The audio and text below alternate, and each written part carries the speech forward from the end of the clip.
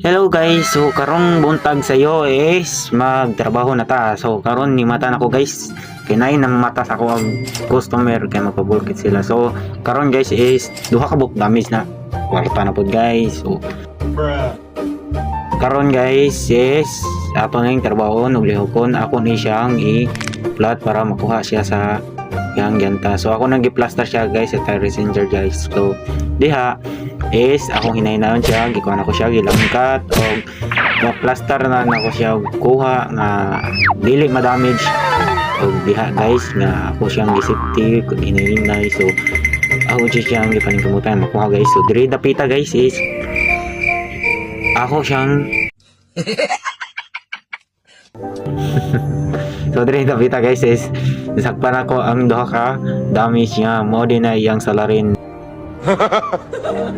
Natawa siya dili sakpan jud siya. So money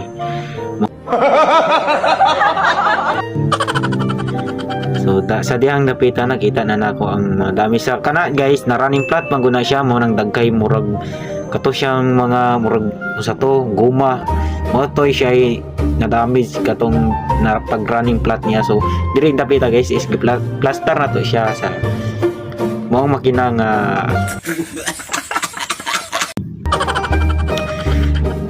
sikyat pa ko to guys. So dito siya dapit is ako na siyang gi-plaster. Wala rin ako siya giko ang guma diya pero ako nang gi-kuan guys, ako rang gikat nga mahinluan siya.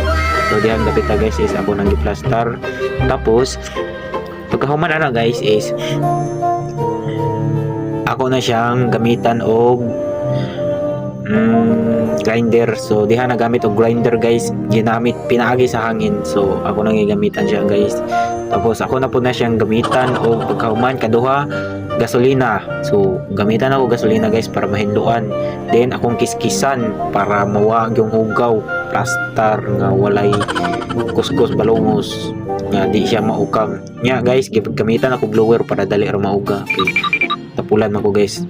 Gamitan yun ako blower. So diha nagkuha ko og kanang murag kuan gam siya para mabulkit na ko siya sa bangag pang kuan lang na siya guys, safety para di masundan og bato kung magpalagan siya. So diha guys is ako na siyang gipasulod.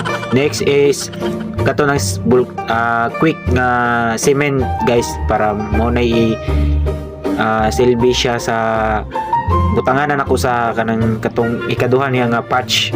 So kana siya guys is depensa na siya para di siya mo matangtang sa akong ipilit ya. So diha guys ako